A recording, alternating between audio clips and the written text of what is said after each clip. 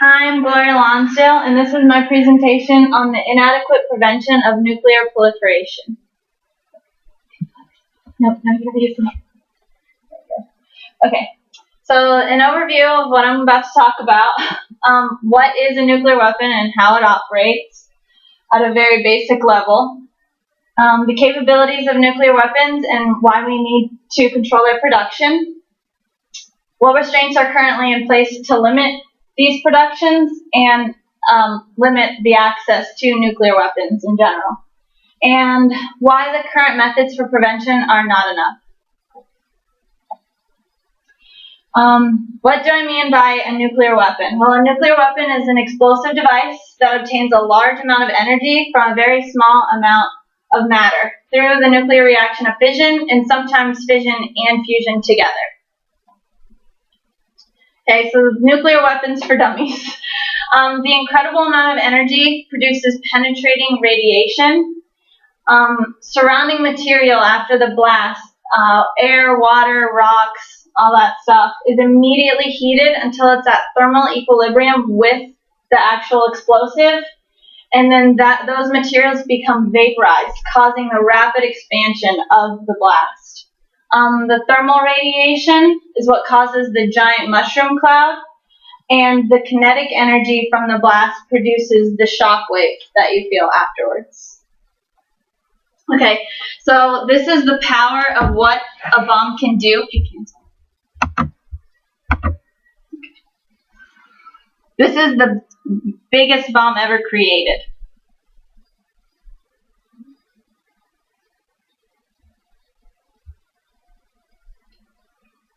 You see it exploding and expanding.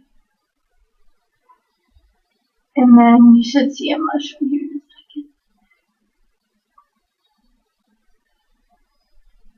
second. Yep, there's the mushroom. I don't know if you can see it, there's a little bit of glare. Yep, there's the mushroom cloud.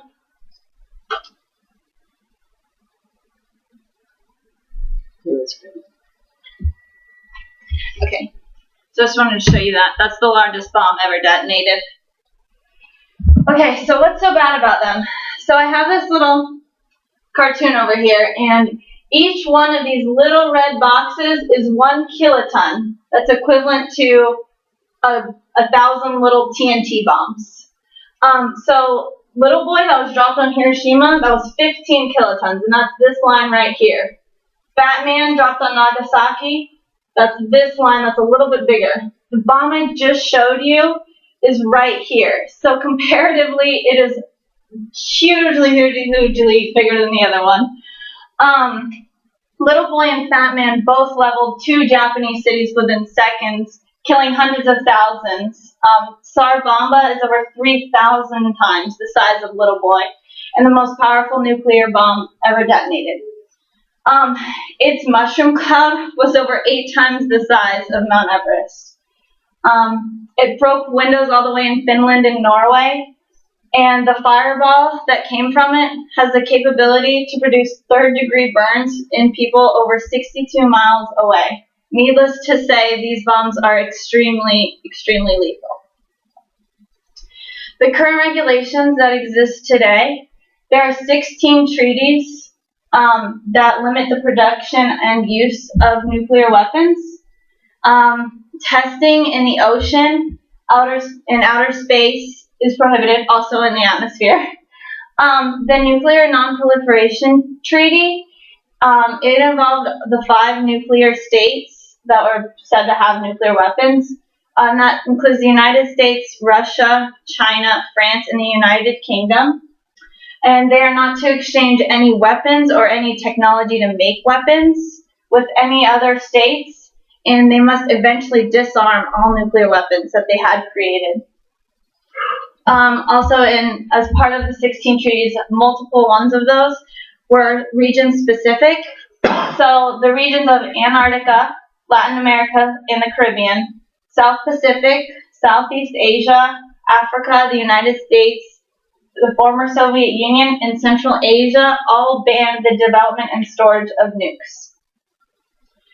The issues that come up with this regulation are, although the treaties were agreed upon, Some regions don't keep their promise, so it's just going to happen with any sort of treaty. These have been seen in North Korea, Iran, Libya, India, and Pakistan. And also the complete disarmament that was established in the NPT, that was required by all the 5 states, does not seem to really be happening. No one's really dismembered any of their nuclear weapons. I know that Russia and the United States had dismembered some of them. They try to cut them down a lot, but definitely not even close to complete nuclear disarmament. And then when this disarmament does occur, it's really difficult to keep these materials from getting into the wrong hands. The disposing of the nuclear weapons and the plutonium or enriched uranium that is used to make the nuclear weapons, they could easily fall into the wrong hands and be used as more nuclear weapons. The recent solution attempts, mostly short-term, nothing really that substantial. Between the U.S. and North Korea, they had an agreement in principle. And at some point, it just agreed that North Korea would give up all their nuclear weapons and the programs that were established for nuclear weapons. The problem with this is that it's really at any point that they want, and there's no time limit on it, so, I mean, they could take forever if they wanted to. Also, President Obama created the Nuclear Security Summit in 2010, and it is designed to strengthen the NPT and kind of remind the states that, hey, you need to disarm your nuclear weapons. And the New START between the U.S. and Russia, they're supposed to cut down nuclear missile launchers in half. And I don't think there's a time limit on that one either, so that's not really anything substantial either. So the solutions are not very good ones and not very long term, and that's why I think that this is definitely a contemporary issue that needs to be solved. So in conclusion, these nuclear weapons are extremely deadly and lethal. Preventing the proliferation of nuclear weapons is absolutely vital to our planet as a whole. We can't destroy the planet, so we might want to keep it under control a little bit better. But it's definitely difficult to enforce these treaties, so that's where a lot of these problems come in, and we definitely need to start doing a better job of that.